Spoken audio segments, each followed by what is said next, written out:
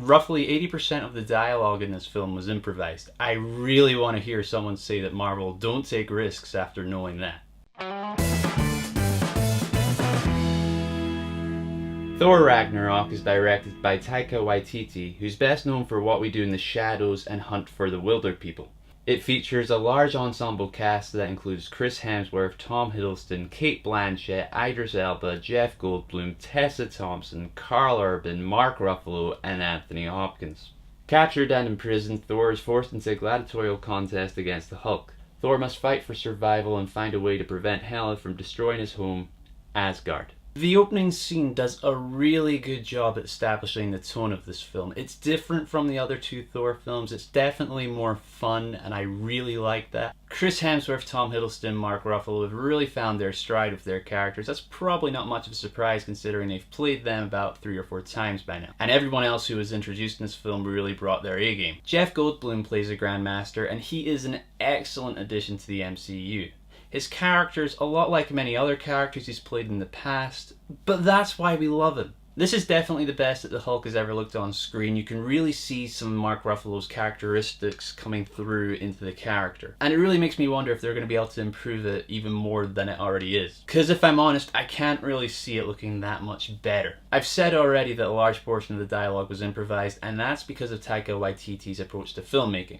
He likes everyone to feel like they're really contributing a lot to the film, and I think he said it makes everyone feel more like a unit, more like a family, and it just makes the filming process a lot more fun. And you can really see that appear on the screen. You can tell everyone's having a good time, and it also helps the dialogue feel really fluid and natural. Cate Blanchett plays Hera. Her performance is really good. Her introduction is really menacing. You know she means business, though they never really take a moment to pause and develop her character. She just does one menacing thing after another. She does make quite a big impact in the film, and she probably achieves more than most of the other MCU villains to date, but it just would have been nice to see her character developed more. Not just like a lot of these MCU villains where it's just, hi, I'm evil, now prepare to die. I didn't really have that many issues with the film, you know, other than Hera. Would have been nice to have seen a bit more development there. The only other thing I can think of would be with this one character. His name was Satur.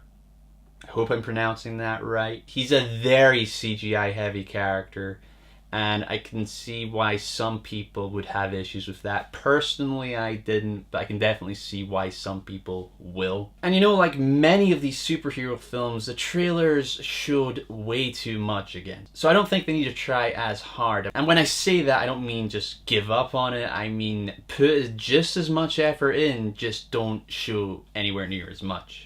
You've already established a fan base, you have people who are committed to see these films. I think this late into the game, people know they're either seeing a Marvel film or they're not seeing a Marvel film, because you've got like 15 other films you need to see for like these to make sense anymore. So yeah, I don't think they need to show as much as they do. So overall, as I've said already, this is the best Thor film to date. It's one of the best Marvel films so far. And I'm very interested to see if Taika Waititi does another big blockbuster or even another film with Marvel, or goes back to making smaller, more independent films. I would give Thor Ragnarok an 8 out of 10.